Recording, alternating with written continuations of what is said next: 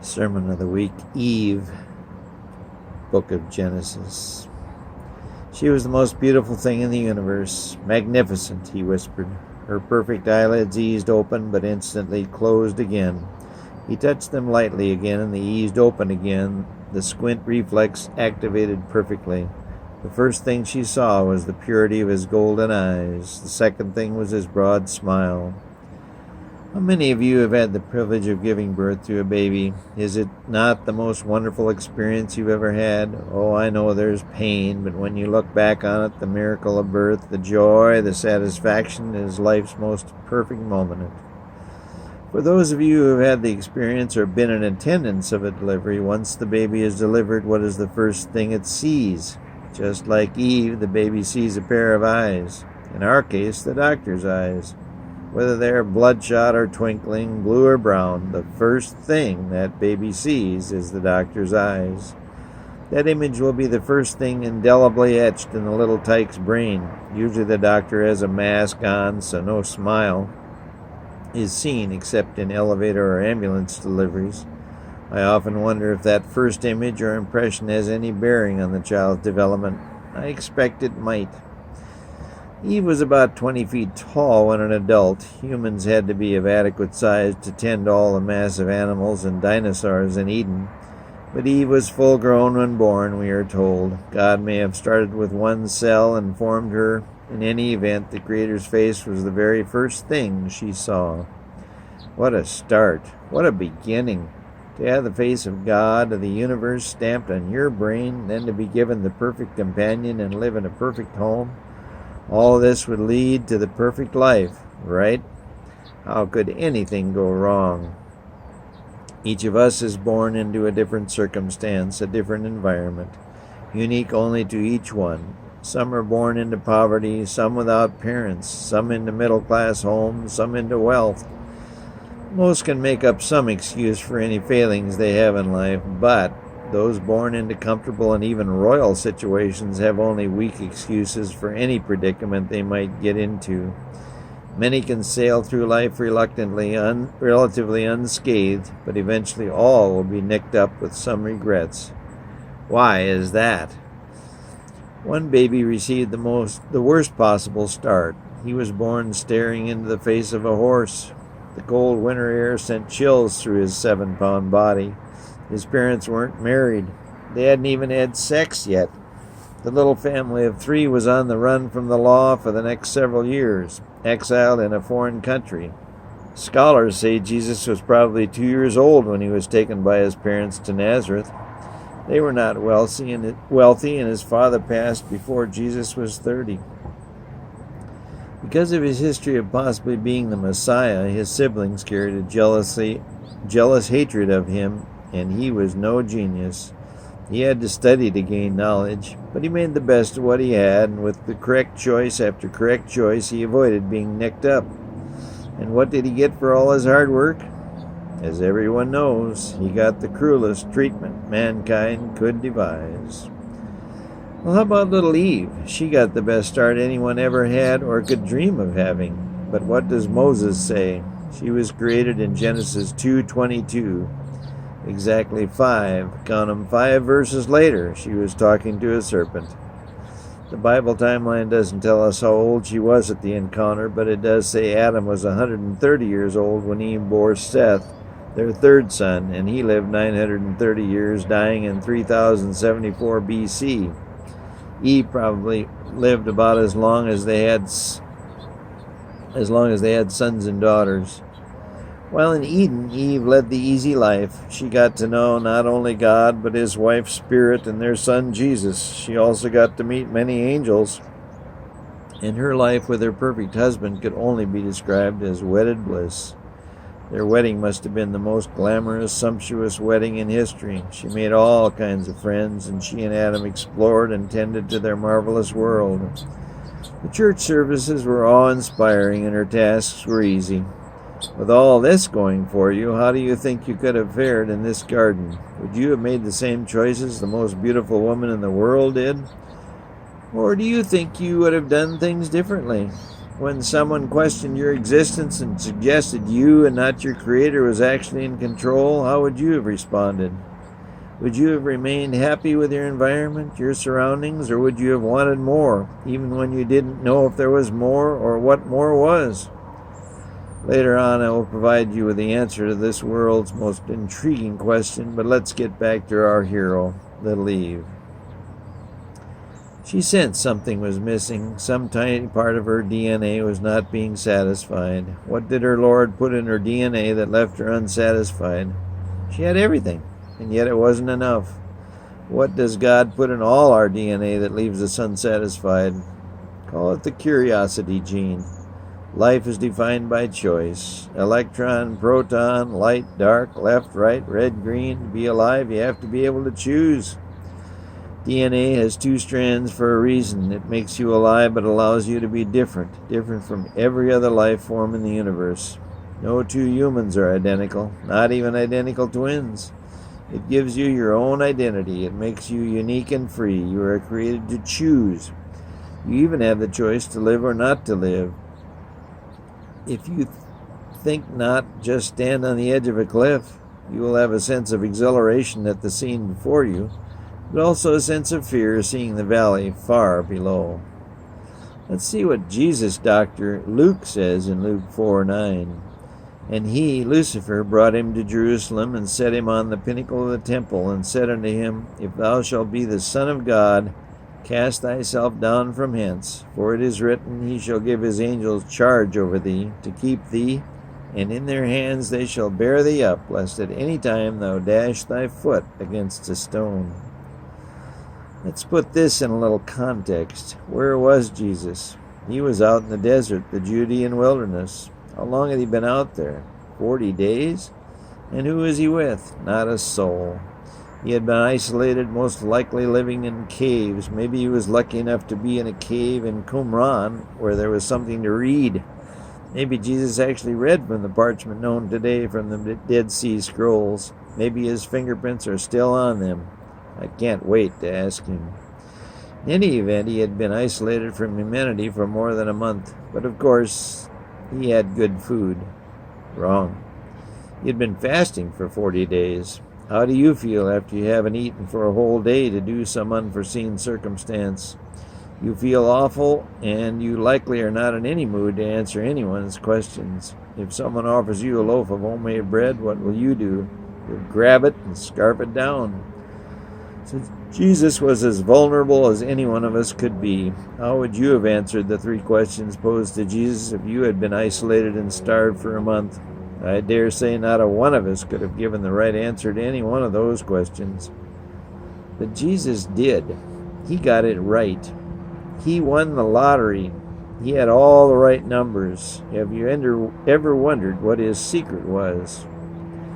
Getting back to our heroine, little Eve, what was her environment like? Was she starved? Was she isolated? Her situation was the exact opposite. And what was Adam's situation? Was he starved? Was he isolated? Above all these perks, what was the one perk that the two Eden dwellers had that no one else had ever had? They talked face to face with God himself. In fact, it was on a daily basis. How amazing would that be? I know we can talk to God on a daily basis, but I don't think any of us have been face to face with him. Moses saw him on Sinai and talked to him often, but he did not live in the same house in a perfect garden. He spent the majority of his life in the desert. And Moses' closet was full. He was, among other things, a murderer, yet he is now a saint living with his God in heaven. The Bible is full of similar conundrums which sometimes are difficult to understand. But even Adam should be easy to understand. With all they had, their loyalty to God should have been a slam dunk. Sadly, we all know how their story ended. Hollywood often makes alternate endings to some of its movies. Oh, that we could do the same with the Eden story. To this point in her life, the choices for Eve had been very easy. She had helped the little lost lamb rather than leaving it. She wound a leaf on Adam's finger when he cut it on a rose thorn. She maybe liked oranges better than pears, or maybe one of Lucifer's angels made a pass at her, or maybe dared her to jump off a cliff to see if she could fly. But now, right in front of her platinum eyes, was someone posing a more difficult question. Every child wonders what a hot stove feels like, but most believe their parents and don't touch it. Eve had wondered why God had put the tree of knowledge in their garden, but neither she nor Adam seriously questioned it. But now, here was someone who had questioned it. Did this serpent know more than God? God had never told her anything that wasn't true. But this serpent suggested that God was holding back truth. Why would her father do it? She didn't want to die, to not exist. But this being was suggesting that her God was not always truthful. How would this serpent know? This may have been an ongoing discussion over several days or weeks. She and Adam may have talked about it and likely talked to God about it. The conversation may have gone something like this. Why would you question me? You have everything, but if you take that fruit, you will die, God says. Eve replies, but the serpent said you're not telling us the truth. He says we all won't die. And look, it's so luscious. It's the most perfect fruit in all of Eden. God says, Eve, Adam, if I take you up to that high cliff overlooking our valley and you decide to jump off, what will happen? That's different. Everyone knows you don't do that. But this serpent, I think he said his name was Lucifer. Well, he says if we eat that apple, we won't die. In fact, he says we will understand even more about your world. I assure both of you that he is wrong. If you take even one bite of that apple, things will go very badly for all of us. I think you are wrong. What can possibly go wrong by tasting that apple? Adam and I have always had some questions in the back of our minds. What would those be? God asks in the calmest voice he can muster, with the fate of his entire universe hanging in the balance. Well, I always wondered why I'm not like you. Why can't we fly around and create things like this? Adam said, sweeping his hand toward the vista in the distance. Yeah, why can't we be like you? Eve chimes in. And why don't we have children? I want some more of me. Ye are not gods. There can only be one of me, but you are humans made in my image, and yes, when the time comes, you will have children, just like your dog Sandy has, he said, pointing to their dog nursing her pups. But Eve kept staring over at the serpent and that gorgeous apple. God realizes he's losing his audience. You two have everything there is. I have given you everything I can. There's nothing more. Yeah, all but that apple, Adam counters. God answers, it's just a fruit, Adam. You have so much more than you can possibly eat. Why can't I have that one, Papa? Eve begs. Because it will lead to the destruction of life of our wonderful universe, God says sincerely. How? One little apple? Eve pleads.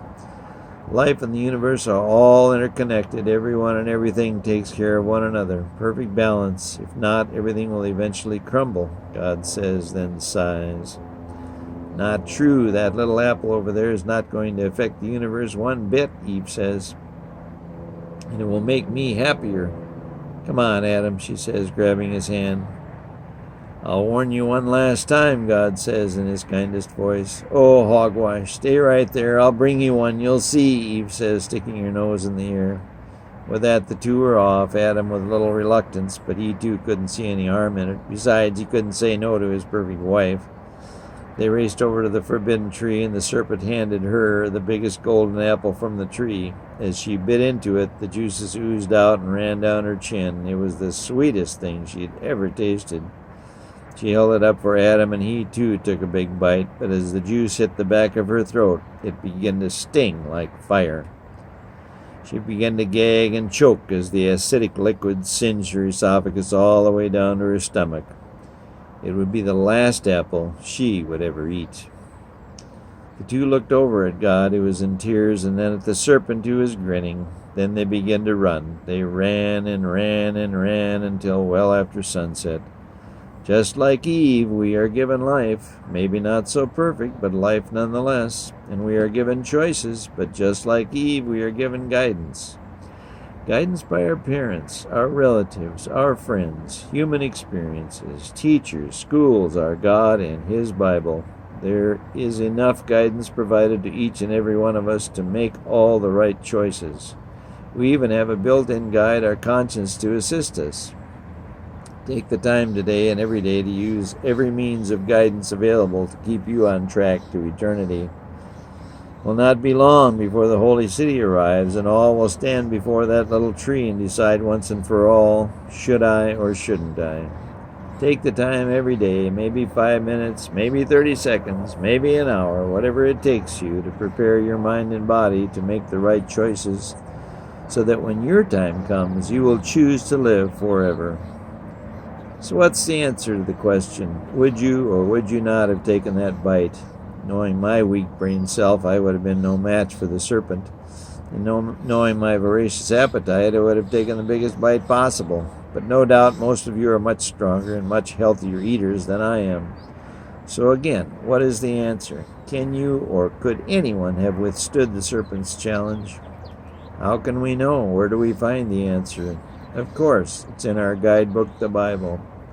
Isaiah 14:14 says, I will ascend above the heights of the clouds. I will be like the Most High. When I hold a golf ball in my hand, the only thing it is a golf ball, nothing else. I know only what it is, but not only what it is, but what it can do. The beauty of the universe is that everything is what it is. We can modify things, but we can't change what we are. A golf ball's a golf ball, a dog's a dog, a human's a human, an angel's an angel. That's reality. Lucifer forgot and ignored his reality. He jumped off the cliff. Oh, he could fly, he could modify, but he couldn't create new life. In the end, he was just an angel, but he couldn't live with that. He wanted more.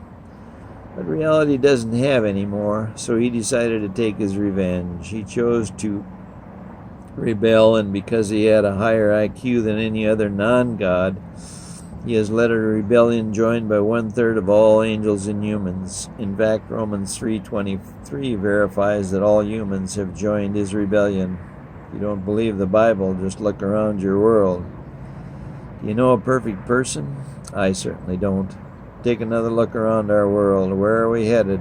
Our world is a mess that we cannot clean up. In 1962, God stepped in and kept our leader's finger off the red button. But we still learn nothing. The atrocities continue on and on and on. The spiral is certain. There is no alternative ending, no Hollywood miracle. Yes, you would have taken a bite of that apple. We all would have. In fact, we are taking bite after bite every day. So why doesn't God just let us all go? Why won't he let our world and our lives just end? Get it over with. Put us out of our misery. Well, the reason is he does have an alternative ending. When he wrote the script, he also wrote the alternative ending. I thank him every day for doing so. I do not know the answer as to why he created so many beings who he knew would rebel against him, but I do know why he wrote that alternative ending. He cared for us, all of us, all his creations. He so loved the world. What is that alternative ending? You all know it. Say it together, that he gave his only begotten Son, that whosoever believeth in him should not perish, but have everlasting life.